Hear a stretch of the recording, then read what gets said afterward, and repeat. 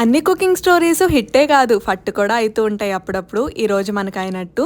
So చాలామంది చాలా రోజుల నుంచి నన్ను ఈ వెజ్ పఫ్ రెసిపీ పోస్ట్ చేయమని చెప్పేసి రిక్వెస్ట్ చేస్తున్నారు, ఎస్పెషల్లీ ఎగ్ పఫ్ రెసిపీ చూసాక. సో అందుకే వై నాట్ టుడే అని చెప్పేసి వెజ్ పఫ్ చేద్దామని చెప్పి డిసైడ్ అయిపోయి స్టార్ట్ చేశాను. కర్రీ వరకు అయితే చాలా బాగా అయింది. సో కర్రీ చేసి పక్కన పెట్టి పఫ్ పేస్ట్రీ అయితే ఓపెన్ చేశాను. నేనైతే ఇది 5 days బ్యాక్ కొని ఫ్రిడ్జ్లో పెట్టాను. నార్మల్గా కట్ చేసేటప్పుడే నాకు ఎప్పుడు ఇలా అనిపించలేదు అనమాట, కానీ కట్ చేసేటప్పుడు మొత్తం పిండి పిండి అయిందనమాట చేతులు.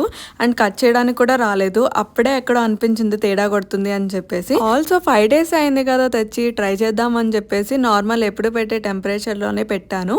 పెట్టి తీసేసరికి నాకైతే కింద మొత్తం మాడిపోయింది. సరే పైన ఏమైనా టేస్ట్ ఏమైనా బాగుంటుందా అంటే పైన మొత్తం నార్మల్గా పిండి పిండిగా ఉంది. అండ్ టేస్ట్ అయితే అదో రకంగా ఉందన్నమాట. ఇంకా నేను డిసైడ్ అయిపోయాను బయట అస్సలు పఫ్ పేస్ట్రీస్ కొనొద్దు, ఇంకా సార్ నెక్స్ట్ టైం చేసేటప్పుడు ఇంట్లోనే కొని రెసిపీ చెప్దాం.